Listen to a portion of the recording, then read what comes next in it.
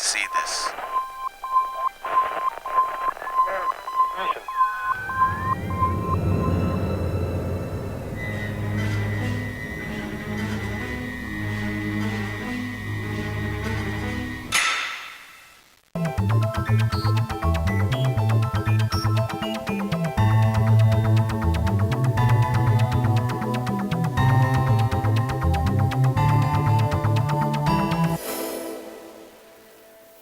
O programa Destaque de hoje está recebendo aqui nos estúdios do Dr. Manuelito Eduardo Campos, da Faculdade Integrada da Grande Fortaleza, com muito prazer, o Dr. Alcimor Rocha Neto. Dr. Alcimor, ele nasceu em Fortaleza, em 19 de maio de 1986, graduou-se em Direito aos 20 anos de idade, quando imediatamente passou na seleção para o mestrado em Direito, tornou-se mestre em Direito, mais novo do Brasil, com 21 anos, já estando a lecionar na graduação e pós-graduação. Ainda aos 24 anos é selecionado e para o doutorado em Direito na Universidade de Coimbra. Muitíssimo obrigado, doutor Alcimor, aqui pela sua participação. Então, eu queria... Como foi essa sua paixão pelo direito? Quando, de repente, né, você disse assim, não, rapaz, agora esse aqui é o meu mundo, eu quero estudar direito. Não foi tão de repente assim, né? E não foi porque a minha família... ela é permeada por juristas, começando pelo meu avô, de quem eu herdei o nome, né? Alcimor, vovô Alcimor, já falecido, saudosa memória, e que foi advogado e foi professor de Direito também. E, portanto, tem um tio também foi magistrado, foi advogado, que também foi professor de Direito. Tenho primos que são advogados e professores de Direito também, e eu também sou advogado e professor de Direito, né? Portanto, eu sou a terceira geração na família de advogados e professores de Direito. Então, não foi uma escolha tão repentina, tão de repente assim, embora não tenha havido nenhuma pressão, absolutamente nenhuma mesmo na família, para que eu seguisse e trilhasse esse caminho, há uma certa tangência natural que a vida vai impondo e que conduziu a esse trilhar de caminho, não é? Mas que foi absolutamente espontânea, não é?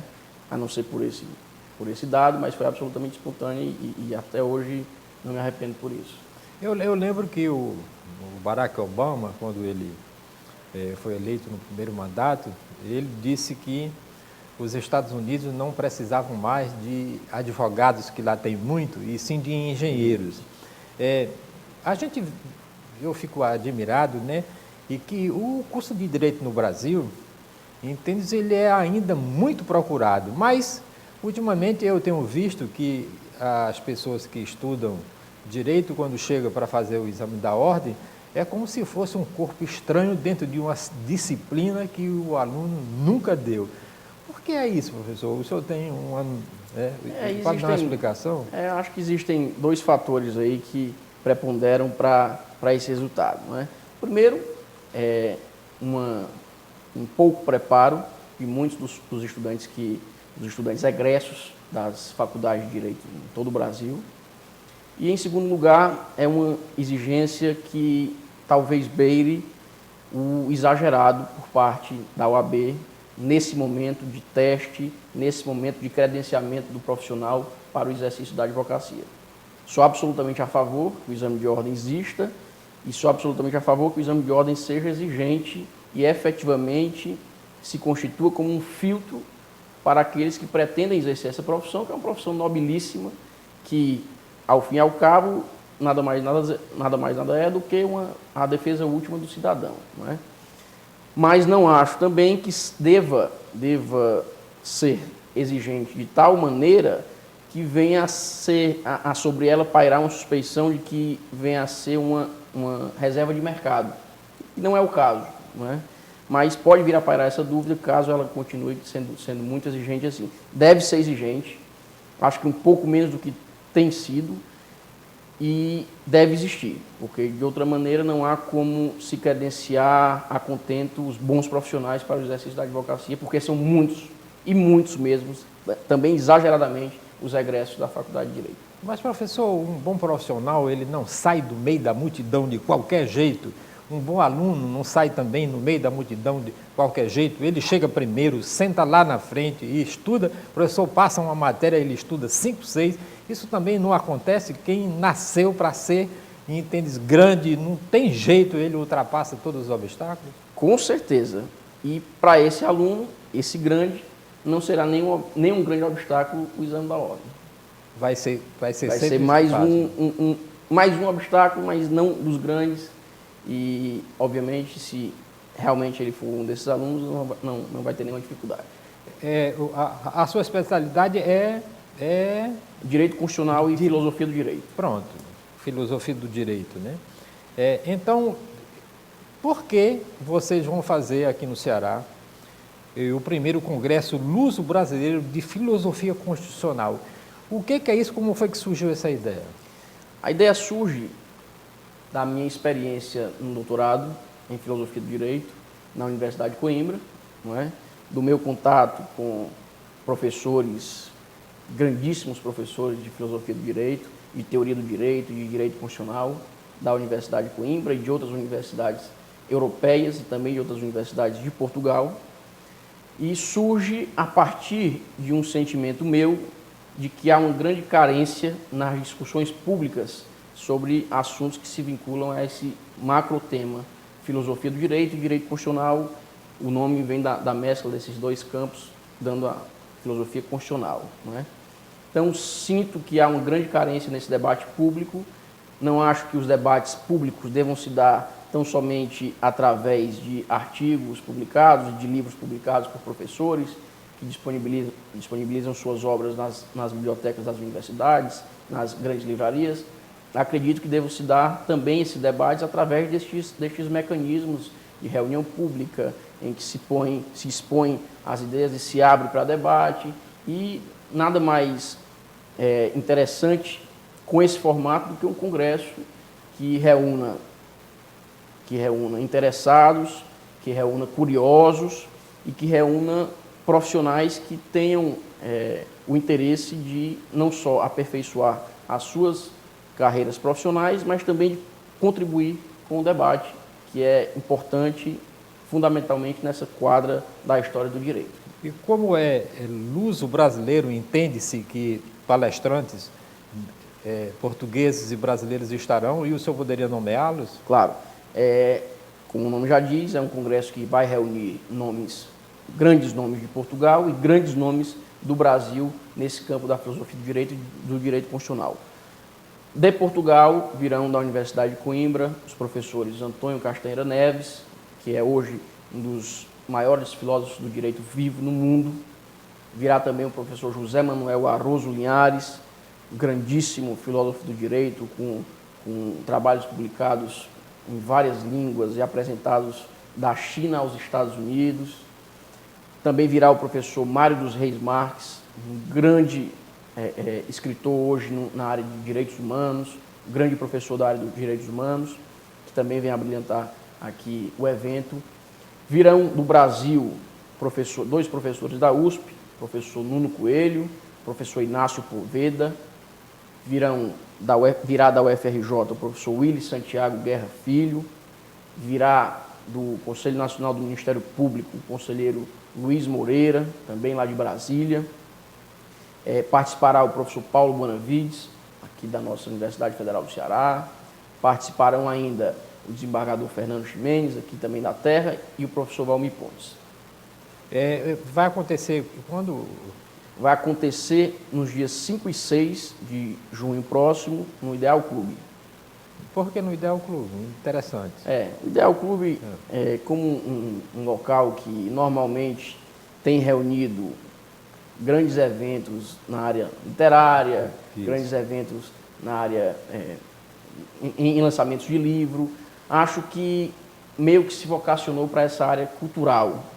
E achei interessante que nesse contexto do aspecto cultural, de um ambiente que tivesse essa ambiência do discutir o cultural, não é, fosse se desenvolver de maneira mais profícua um debate nesses termos, como a gente pretende que ocorra. E, professor, você falou em livros, aí eu tive uma ideia agora,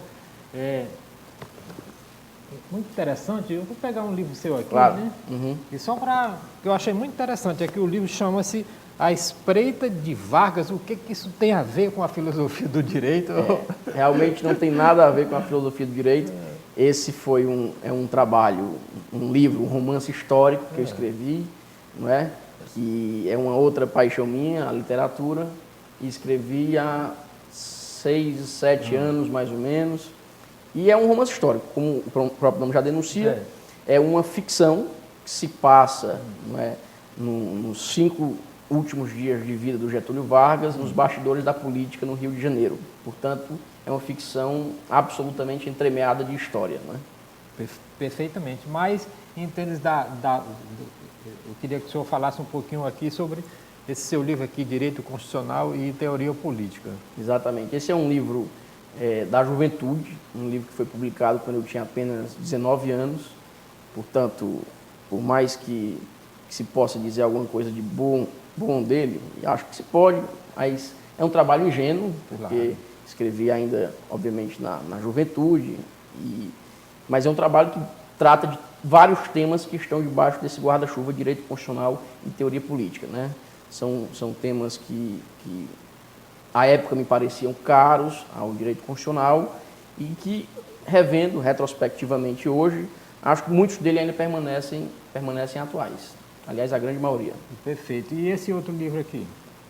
Esse foi fruto da minha... Controle de constitucionalidade das medidas provisórias. Exatamente. Esse livro foi fruto da minha tese de mestrado, e que concluí em 2007. Em dezembro de 2007, eu defendi o meu mestrado, fui aprovado e recomendou-se a publicação. Eu procedi a algumas adaptações do ponto de vista comercial e o produto foi esse livro publicado pela editora Lumen Juris do Rio de Janeiro. Professor, já que nós estamos falando de medida provisória, eu tenho uma certa curiosidade, né? Até pela língua portuguesa, né? Provisório não é uma coisa muito provisória mesmo, porque que as medidas provisórias são eternas. Depois que passa no Congresso, acabou, deixa de ser provisória e passa, aí vem mais uma medida provisória. Agora mesmo teve aquele problema seríssimo, né, daquela medida provisória no Congresso Nacional, e quando o Senado foi obrigado praticamente a aprovar. Porque né? tinha um deadline, não é? Pois é, exatamente aquela medida provisória, onde não foi possível o parlamentar, né? É certo isso? Isso é bom para o país? A proposta, antes de mais nada, provisório para mim também, até a última vez que eu consultei o dicionário, era algo que não pretendia se eternizar, né? Claro. Então, é estranho que aquilo que se pretende como provisório tende a perdurar no tempo. Mas a provisoriedade que consta aí do termo, né? O termo complexo, medida provisória, diz respeito ao fato de que só poderá valer aquela medida provisória, que é um instrumento normativo que o Executivo tem e que ele edita com força de lei, não é? Ou seja, não é lei, mas tem força de lei. Essa provisoriedade diz respeito ao fato de que ela só é válida por um determinado período e, se o Congresso aprovar, ela se transforma em lei. Aí, obviamente, deixa de ser medida provisória e passa a ser lei, não é? Então, a provisoriedade diz respeito a este interregno entre a edição por parte do Executivo e a aprovação por parte do Parlamento. Realmente, existe um grande debate que, me parece, devia ser agudizado e não foi, desde a previsão constitucional das medidas provisórias, em 88, sobre as medidas provisórias, sobre a oportunidade ou não da existência na Constituição dessas medidas provisórias, porque não deixa de ser um instrumento que agiganta o Poder Executivo e tende, não deveria ser, mas tende a diminuir o Parlamento, não é? Porque faz com que o Executivo substitua ou se sinta tentado a substituir o Congresso Nacional naquilo que se constitui como uma de suas funções precípuas, que é legislar. Né? Pois é, e como o Congresso não aprovar, e quando a maioria absoluta dos congressistas são do lado do governo, Isso também não diminui, e, por exemplo, significa dizer que o Congresso não tem a capacidade, essa capacidade primária dele, que é exatamente legislar, que seria ele que teria que fazer isso, que essas medidas teriam que sair do próprio legislativo e não do próprio executivo. Isso não faz com que, entende, a gente acabe trazendo, né, para o nosso arcabouço jurídico a coisa muito imperial? Esse é um risco, né? Embora existam limitações até certa medida rígidas na Constituição para a edição das medidas provisórias, mas é um risco que se corre, esse de se imperializar o presidencialismo, né? A partir desse agigantamento que se tem assistido, não só no Brasil, mas em muitas democracias, esse agigantamento do presidencialismo e do poder executivo. A Constituição diz que as medidas provisórias só podem ser editadas em caso de urgência e relevância, não é? Às vezes é que nós normalmente se pode questionar. O que é uma urgência e uma relevância dentro de um contexto de uma medida provisória. Exato. O Congresso tem o poder de dizer se uma medida provisória editada pelo Executivo é ou não urgente. Ele tem esta possibilidade de julgar pela oportunidade ou pela inoportunidade da edição da medida provisória. Cabe a ele exercer ou não esse poder, não é? E o que a gente assiste é que a grandíssima maioria das medidas provisórias são convertidas em lei, o que mostra que o Congresso está em sintonia com o Executivo, não é? Mas não deixa de ser um risco. Se você for perguntar ao Executivo, o Executivo vai dizer que edita medida provisória porque o Congresso não legisla. E o Congresso vai dizer que não legisla porque o Executivo já edita medida provisória. Que são muitas que eles têm que votar. Exatamente, né? Porque aí acaba não sobrando tempo para ele discutir outras coisas a não ser as medidas provisórias. Então, fica nesse jogo meio que do ovo e da galinha, né? Quem é que vê o primeiro? A necessidade de editar medida provisória porque o Congresso não legisla, ou o Congresso não legisla porque o Executivo edita muita medida provisória.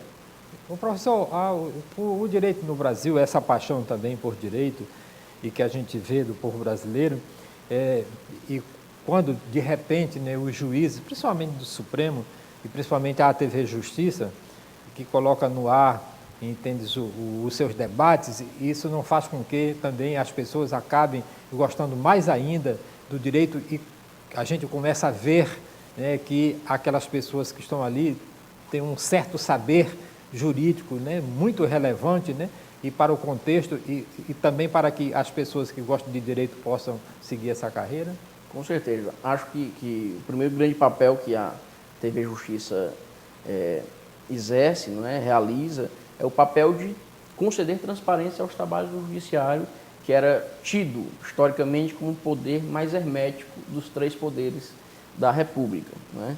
Então, na medida em que você mostra como funciona, pelo menos os órgãos, a dinâmica de discussão e votação dos órgãos do Poder Judiciário, torna-se algo mais comum, algo com relação ao que tende-se a se temer menos, não é? Porque se teme o desconhecido, na medida que você conhece mais, você teme menos, etc. Então, na pior das hipóteses, só para isso já serviu bastante a TV Justiça. Mas, para além disso, um instrumento, inclusive, de auxiliar nessa questão de mostrar o que é o direito e como se dá o funcionamento das instituições jurídicas, que, ao fim e ao cabo, pode vir a auxiliar alguém a tomar uma decisão, por exemplo, de fazer o direito, né? Com certeza. E porque, principalmente, a gente tinha aquela noção, não, cabeça de juiz ninguém entende. Não é ninguém entende, o juiz não tem essa cabeça, a cabeça do juiz está ali nos autos, né? Ele não tem que seguir as normas jurídicas dentro do processo. É um ser humano, né? A questão, outra coisa muito boa que a TV Justiça faz é essa, a de humanizar o juiz, né? O juiz é ser humano, tem as limitações dele, como médico tem as suas limitações, etc. Como cada profissional tem suas limitações e suas peculiaridades. E de repente apareceram até juízes poetas, né? Com certeza, exatamente. O ministro Supremo que acaba de se aposentar, que se aposentou há pouco tempo, o ministro Carlos Aires de Brito, era um grande poeta, né? O grande poeta, eu me lembro quando ele foi, ele era o relator daquele processo da célula tronco, né? Embrionária, né? Lembra? E para você ver o que é uma televisão, né? Eu gostei tanto da peça dele, que eu sempre assisto, né? eu gostei tanto da peça que eu disse, rapaz, eu tenho que arranjar essa peça, né? É uma peça literária, né? É uma peça literária. E no dia seguinte, certo, eu já tinha a peça completa na mão. Rapaz, eu fiquei já estava disponibilizada. Disponibilizada, né? Né? E na internet, a peça inteira. Eu digo, rapaz, isso é uma coisa, antigamente um aluno não teria acesso a isso aí nunca. Teria que ir atrás nos rapaz, livros. Seria terrível você encontrar. E eu achei interessante, né? Porque ele falando sobre a célula tronco embrionária, ele disse que todo dia o Sol, a madrugada se prepara para o parto diário do Sol, mas nem o Sol é a madrugada, mas nem a madrugada é o Sol. Isso é bom demais, né? É verdade, o ministro do Supremo dizer numa, um negócio desse de uma peça, né? É verdade, uma decisão jurídica do Supremo Tribunal Federal. Né? Como é bom, né? Muito interessante, realmente. E se não fosse a TV Justiça, por exemplo, não se tomaria conhecimento da existência de uma peça como essa, né? Por exemplo. E com certeza. O grande público, né? E com certeza. E a gente acaba vendo que o ministro do Supremo também é zangado, né? Exatamente. Tem ministro zangado, né? Tem gente. É isso mesmo. Mas eu queria que você falasse mais um pouco sobre esse Congresso Luso Brasileiro de Filosofia Constitucional, que é o primeiro aqui, e quem é o público-alvo desse seminário? São estudantes de direito, né? Tanto no nível da graduação como no nível da pós-graduação, e profissionais do direito de um modo geral. Entendo que os estudantes da pós-graduação poderão ter um aproveitamento um pouco maior em virtude do grau de complexidade de alguns temas, não de todos, mas de alguns temas. Dê um exemplo. Por exemplo, o tema que será tratado pelo professor Castanheira Neves, que é da mais alta relevância, né? Que é o problema da crise atual do direito, né? Que se constitui num momento em que uma crise que não é exatamente de se identificar o momento atual, mas o problema é de se identificar para onde vai o direito, né? Porque nós vivemos um momento de transição e não é, como normalmente acontece, uma crise de identificação do instante, mas um problema de identificação do porvir, né? Ou seja, o que virá. Todos nós somos iguais perante a lei, doutor? Somos. Quer dizer que eu, Jonas Luiz da Silva, vírgula de Capuí, estou dentro do supermercado, eu e o Brad Pitt, e o Brad Pitt rouba, e certo, um pote lá de dindim, dindim é uma coisa muito boa, né? Pote de dindim. Somente de coco. Pronto, pote de dindim, Brad Pitt rouba, eu vejo que o Brad Pitt roubou, mas eles quando nós chegamos no caixa os dois, né? Nós chegamos igual, aí o caixa, né, dá aquele sinal, e ele disse que foi eu, a turma vai acreditar que foi o Jonas Luiz da Silva de Capuí, lá na justiça, ou foi o Brad Pitt, o senhor Brad Pitt lá, o marido daquela Angelina Jolie? Esse aí, infelizmente, não é um problema do direito, talvez então, seja um problema da sociedade. Sim, nós não somos iguais. Perante a lei, sim. Perante os homens, que você pode discutir. Né? Por que a justiça é cega? Por que ela não tira aquele véu? Uhum. Eu sempre fui contra aquela imagem da justiça cega, seja lá quem chega aqui, que seja o Jonas Luiz ou o Brad Pitt aqui na cadeia, o delegado se levanta, e vai apertar a mão do Brad Pitt primeiro, eu tenho certeza absoluta disso. A justiça é cega, a cegueira da justiça vai dizer respeito à sua imparcialidade. Né? Se ela não enxerga, ela não tem como distinguir, nem para o bem nem para o mal. Então a cegueira diz respeito a isso. Ela escuta? Escuta. Ela sente? Com certeza. No tato? Ela cheira? Mas não deveria ela ser desprovida de qualquer sentido, né? Claro. Mas a simbologia da cegueira da justiça é para manifestar essa necessidade de um terceiro imparcial vir a interferir na resolução dos conflitos. Porque antes dessa possibilidade heterônoma de decisão dos conflitos, o que é a heteronomia na decisão dos conflitos? É um terceiro imparcial ser chamado a decidir. Né? Antes disso, como é que se decidiam os conflitos? Autonomamente, ou seja, não havia um terceiro desinteressado a interferir na decisão do conflito, então nós resolvíamos entre si nossos problemas. O que é que isso acontecia ao fim e ao cabo?